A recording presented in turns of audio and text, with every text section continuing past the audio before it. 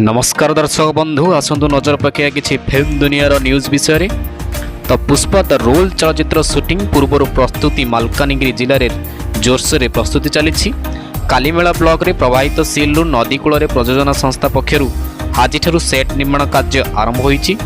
सेहीपरि पार्श्व कलाकार निज निज सीन अभ्यास करुछंती, तेणु सेट्रे ही कलाकार पोशाक तैयारी करा जाउछि।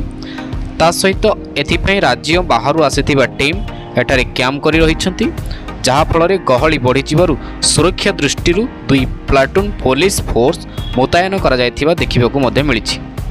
परवर्ती अवस्था रे हस्तगत सूचना अनुसार मैत्री मूवी मेकर्स पक्षर निर्मित एही चलचित्रर शूटिंग सीलरू नदीकूल हेबो।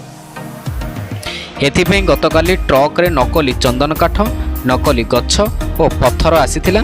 आज सकाळ स्टेज पई आवश्यक सामग्री camera, tripod, reflector, microphone, monitor, sound box आदि मध्य पहुंचीथिला।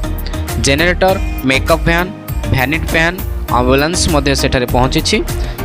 सेट निर्माण पोशाक तैयारी एवं वैषयिक सहायता निमंते 200 जणिया टीम लोकेशन में पहुंची निज निज काम आरंभ कर सारे।